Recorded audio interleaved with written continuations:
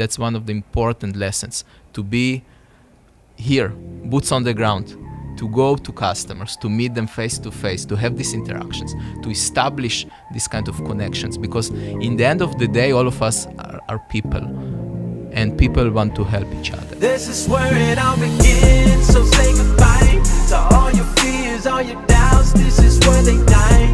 This is where we come to win, we come to fly. This is where we make our dreams come to life. Welcome to Innovation City. Welcome to Innovation City, a podcast featuring the innovators, disruptors, and creators who are making things happen today.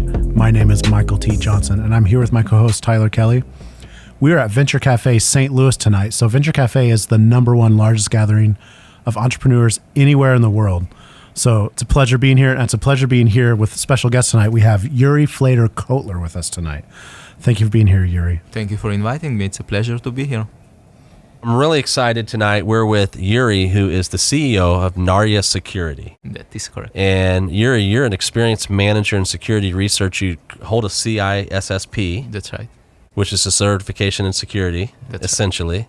You've worked with RSA, which is one of the largest cybersecurity companies in the United States, and you manage their advanced threats research lab. Mm-hmm. And you also hold 3 approved and another 3 pending patents. Mm-hmm. And you have a top military record from the Information and Communication Services Corps in the Israeli Defense Forces. That's right. And now you've started this company all based on eliminating or reducing the cybersecurity threats that people and organizations face. Yeah. So what Nara Security really does is helping enterprises in the United States to solve the damage from ransomware infections with a single click. And before I'm telling you about the company, I will tell you a little bit about myself, my background. Totally, yeah. So as you can probably hear, I'm not from around here. I was born in the Ukraine, and I moved with my family to Israel when I was 9 years old. I spent most of my life in Israel. So I served there in the military, in a special technological unit in the Information and Communication Corps. I was dealing mainly with encrypted radio frequency, secure communications for the army, so signals and stuff like that. And then I studied some computer science, some industrial management, and I ended up working for this major US-based cybersecurity company called RSA, which was owned by EMC, and now it's owned by Dell after Dell acquired EMC. So in RSA, I managed the cybercrime and then the Advanced Threats Research Lab, eventually focusing on advanced threats and nation-state attackers, mainly from China, targeting the United States, the critical infrastructure in the United States, and military and government contractors in the United States. We were analyzing advanced malware samples, data breaches, and collecting and gathering evidence about these threat actors to help your law enforcement agencies to prosecute these bad guys. Okay. Now, from what I understand, you had kind of like this, your inspiration or your motivation, you kind of had this tipping point of some things that were happening. So tell us that story. That's right. So I was working for RSA for 9 years, and during my work, I was used to like cyber criminals and bad guys attacking financial institutions and Fortune 500 companies like banks and credit card companies to steal money from them, which is wrong, but I can understand that. That's part of their business, right? And then about 3 years ago, I started to read about these attacks that usually Russian-speaking cyber criminals are attacking hospitals in the United States with ransomware. And ransomware, for those who do not know, it's a nasty piece of malware that after the infection, it actually encrypts all of your data, all of your files, and locks your computers. It doesn't allow you to use your computer or to access your data. Now, for hospital, what does it mean? That all of the digital records of their patients are inaccessible. They are encrypted and locked. So hospitals, once infected with ransomware, cannot provide medical treatment to patients. And when I saw that, I was very angry. It felt so low, so bad, and so wrong, because there is no excuse to do this to people who are like in their most vulnerable state. I just wanted to solve it. Wow. So what did you do next? Like, what do you do in that situation? So I talked with my co-founder, Zev Rabinovich. He's in Israel right now. He's the CTO of Narya Security, and I'm the CEO. So Zev and I, we worked together for RSA for many years, and he also served in a special special technology unit in the military, in the intelligence corps. So he felt the same as me about this topic, and we just brainstormed in our own apartment, like during the nights after work, like, all right, how can we solve this kind of problem? So we came up with some idea. When we had something solid in our mind, we just resigned from our works and we started to work on this idea full time. Then we developed a working prototype, something that actually worked, very novel and interesting technological approach. So we raised some initial funding based on this prototype, and we started to get some initial traction from customers. So there is like even a bank in Israel that is working with us as one of our first design partners, helping us to try and test this technology. So we hear about malware, hopefully, and we know this isn't true, but most people get all kinds of emails that introduce them to viruses. And I was going to say, we know that it's not true that people don't click on, they do click on those things, right? Them too much. But how big, what I'm getting at is how big is this threat for like the everyday person? It's big. Okay. It's big, and according to many statistics and research and facts, by 2019, ransomware is going to infect an organization every 19 seconds. Wow. In the United States alone. So it's growing in a very rapid phase. It is big. The threat is real. How does it get in? Is it just like through email? Is it through firewall, or I guess through unsecured lines? Or so the most popular and common infection vector for ransomware would be email, okay. Phishing emails with malicious attachments. That's the most of them. However, there are specific organized crime groups such as the Samsam group, for example. So this group called Samsam, and they have their own ransomware sample, malware called Samsam ransomware. So they work, although they are cyber criminals and their motivation is financial, they work and act as like a nation state attacker. So they choose their targets very carefully. They do not just spray and pray like most of the cyber criminals, but they choose specific targets, and they conduct specific, very targeted attack against the employees of this organization. So they do not use phishing emails. Okay. They attack the infrastructure of the organization directly. They find, for example, exposed RDP credentials, opened RDP services online, and they just brute force. They get access. They search for vulnerabilities in the web servers of these companies, and they get in. For example, the city of Atlanta in March was completely paralyzed for weeks, and they are still recovering even today. They already spent more than $10 million on this ransomware attack. It was the Samsam group who hit them. Wow. And before that, the Samsam group also hit the Hancock Hospital in Indiana in January. They were down for a couple of days, 4 to 5 days. And the same month, the same group hit all scripts, and they were down also for a couple of days. So it's a very dangerous group that targets enterprises. So it sounds like this problem is bigger than most of us know, probably because those organizations don't want people to know that they're vulnerable, for one. But I think the average person probably doesn't know anything about any of this, is my guess.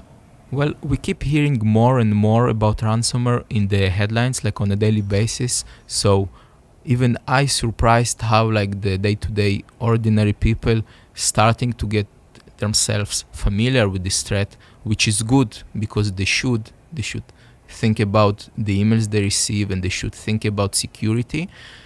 You are right. Many people are not aware of it, but at least it gets the right attention, and people are starting to make themselves more prepared for this threat. So your experience with bringing a product to market that services like the enterprise client, like what are some of the challenges that you're seeing on the business side? Obviously like you're building the capabilities to protect organizations, but what are you seeing in terms of your challenges today? So the cybersecurity market is saturated with security vendors. There are dozens, thousands of security vendors that are trying to sell their products like to B2B, to enterprise customers. And today, to be like the chief information security officer, the CISO of these large enterprises, like Fortune 500 enterprises and even smaller organizations, it's a really tough job because think about it. You have so many interactions, cold emails, cold phones, cold calls. People are trying to sell you their stuff and all of them are promising you that their stuff is like the best. It will solve all of their problems. And it's a big, huge problem for all of us. Why? Because many of these vendors are simply over-promising and under-delivering. They are telling stories and they are trying to sell and promise stuff that they cannot really deliver. So one of the biggest issues of the cybersecurity space today is accountability. People and vendors are not accountable to their solutions, to their value. And it makes my job as an early stage startup founder much harder because I need to, first of all, to get a meeting with these people, which is not easy.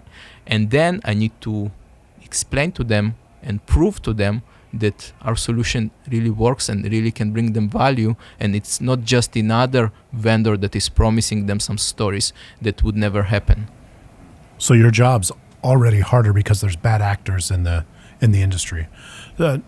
My question would be like, so in general, maybe not specific to what you do, but what have you learned about ways that you can reach a customer when they've had that experience? Like, there's a lot of bad actors. They don't trust you. How can you build trust with a customer you're trying to sell a product that could really help them too?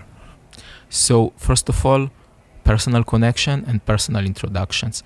Thanks to this amazing program that I'm part of, it's called the Accelerator, and it's like a collaboration between three major organizations. So we have Umcell Accelerate, we have the Capital Innovators team, and we have Amaran, the energy company, which collaborate on this program. And this cohort, they have 6 companies, so 5 other companies other than Narya Security. We are the only cybersecurity company there. Most of the companies are more focused on the energy and electricity space. And these guys help us with building our network with personal introductions. So people are taking the meetings because they know the people who introduced me personally. So it really helps, and I'm grateful to these guys for this opportunity. So in this environment where there has been, I mean, this isn't a new industry. Like, this industry's been around, for 20 plus years, right? Yeah. Probably longer, but as far as the consumers know. Yeah. Tell me about your product and how your service product, how it differs from what is out there and what's been available. Sure. So the real secret sauce of our product is our dedicated machine learning algorithms that we keep developing, and they providing us this kind of ability to identify encryption activities in a generic way across the network. This is something that doesn't happen. Once our product identify that an encryption activity is taking place, it can intercept and collect all of the encryption keys that are being used for the encryption activity. We then collect these keys and put them in a secure encrypted state in a vault on premises or in the cloud. So what we do, we enable the IT and security teams of the enterprise, first of all, the visibility to see all of the encryption activities across all of their devices in their network. That's one, which provides them the ability to detect problems and anomalous activities because they can establish a baseline per each device in their network, and then they can identify some bad behavior. And other than that, once an infection already happened and some of their IT assets got encrypted by ransomware, they can click one button and our system takes the appropriate and relevant key, cleans the malware from that infected device, and decrypts all of the files, and it does it in minutes. So our closest competitor would be the data backup vendors. So an organization that got infected and encrypted by ransomware, they can restore their data from backups, but best case scenario, it takes them hours, and it's like hours of downtime. Usually, more realistically, probably days. Our solution solves it in minutes, so we provide much better value. And like Gartner, based on the research, are saying that each hour of downtime costs these enterprises at least $140,000, and that's on the lowest end. The highest end goes up to $2.5 million, like the Nasdaq that was down for 1 hour, I think 2 years ago. So we provide them real value. So tell me about that process of like coming up with an idea and then how you got involved in some incubators and things like that that have helped propel you forward. So there are really dozens of incubators and accelerator programs in the United States. So first of all, both of us, my partner and I, we are from Israel, but we incorporated the company in the United States because our target audience, our relevant target audience, is in the United States. So we know that we want to sell our product to US-based customers. That's why the company is a US-based company, and that's why I'm moving to the United States in the next couple of months.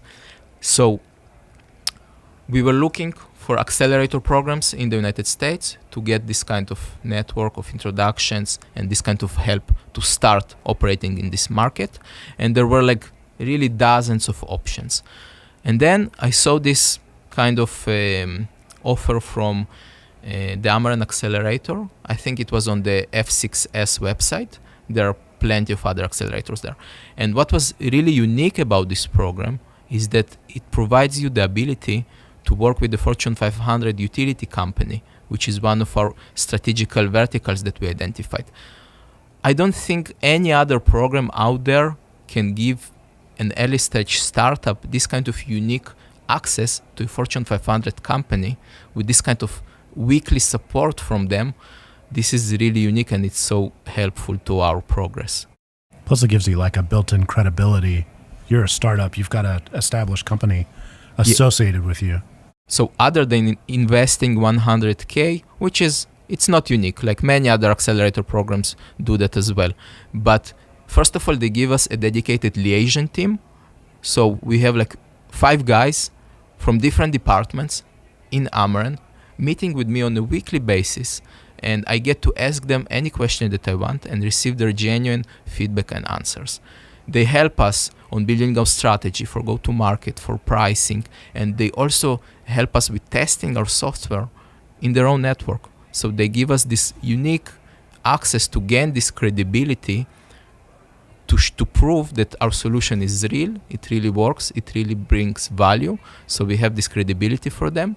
And they also make like help with reference to other potential customers. What's up to this point the greatest thing that you've learned as part of the program that you didn't know prior to? Wow, it would be hard because I learned so much during this program, but most of all, I got to better understand the mindset around here, how to work with US-based companies, how to get meetings, how to receive feedback from chief information security officers. I learned about what they really care about, what matters and what doesn't matter. And the most important thing I learned is that if you can imagine it, you can achieve it. So nothing is impossible. When I was in Israel and I was thinking about this kind of opportunity or this kind of approach of, all right, how do I get to meet CISOs from Fortune 500 companies? It looked like a dream, like a faraway dream. But once I'm here, and that's one of the important lessons, to be here, boots on the ground, to go to customers, to meet them face to face, to have these interactions, to establish this kind of connections. Because in the end of the day, all of us are people, and people want to help each other. And it doesn't really matter if this guy is an executive in a Fortune 500 company. In the end of the day, he has his family and his wife and his kids back home, and all of us are the same, and people really want to help you if if they like you, and if you behave responsibly and not trying to tell them like stories that are not true. If you are honest, people respect that, and people are trying to really help you. So you're talking about this idea of, I mean, obviously we've talked about things like being trustworthy, delivering on promises, things like that. But you also just mentioned something about like it feeling like a dream or something that I wouldn't say out of reach, but is there something that you do as a routine or something that you do to get your mindset right before you, like in this process of building this business? Is there something that's like a non-negotiable for you personally? There are values that we never that we would never betray. So we would not lie to customers or investors. We would not tell them stories that are not true. We would not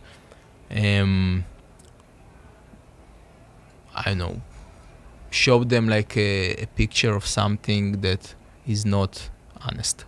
So we really care about our reputation, our brand, and keeping it open and honest and really pitching our stage.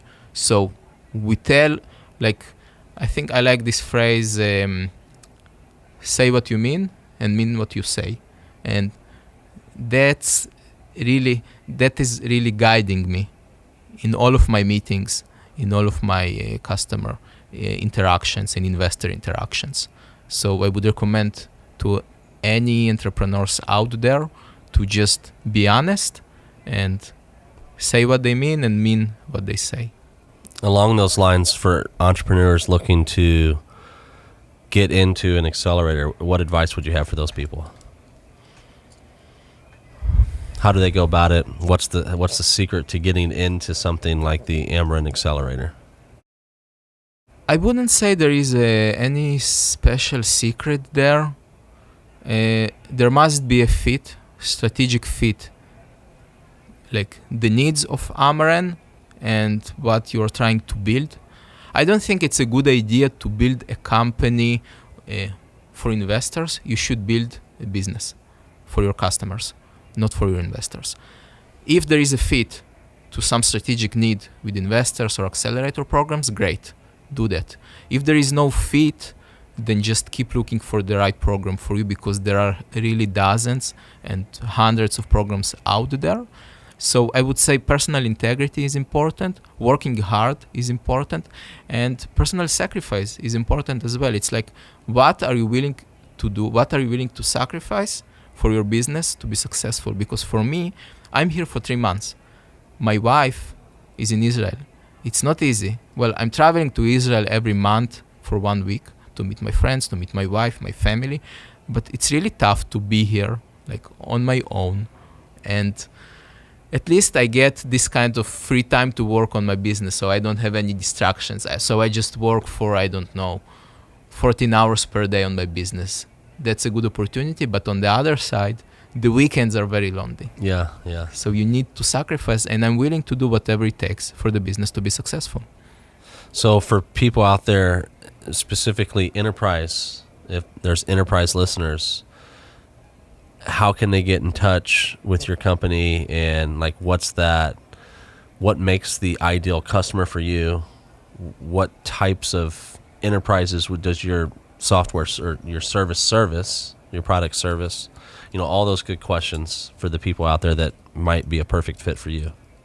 So first of all, at our early stage, we just launched our MVP, like our minimal viable product 2 weeks ago, and we installed it in our first customers environment in the Israeli bank. We also already scheduled several deployments with great organizations in the area, thanks to the Accelerator program, which is an amazing opportunity for us to give our software to customers to try and give us real feedback about the performance. And we will use this kind of feedback to keep developing our product, adding more features, improving it. But other than that, if they like what we do, which is like one-click solution for ransomware infections, they can find us online. Our website, naryasecurity.com, they can leave their details there in our contact form. Other than that, we are looking for the early adopters. So we are looking for the companies at this early stage who are willing to take this risk of working with this kind of early stage company, which is doing something amazing on the technology side, but we are limited with our resources, and we are growing and we will grow, but not every company is suitable for working with an early stage startup company. So there must be a fit. They need to be able to take this kind of risk if they want like the best technology, but the downside is working with an early stage startup company. And we identified several strategic verticals for us, such as utilities and manufacturing, such as healthcare and financial institutions, and even like local governments and municipalities, because we think these verticals are the most vulnerable for ransomware, and we think we can bring them the most value. That's awesome. Yeah. Uri, this has been an amazing conversation, very enlightening and educational for me. Yeah. Thank you so much. Thank you for being on the show. All right. My pleasure to be here. Thanks for inviting me. For more episodes, visit innovationcity.co. Be sure to subscribe, rate, and review. If you're in St. Louis, visit us on a Thursday night. You can find details at vincafstl.org. You can also connect with us on social at WeAreSlam or at Venture Cafe STL. This is where it all begins, so say goodbye to all your fears, all your doubts. This is where they die. This is where we come to win, we come to fly. This is where we make our dreams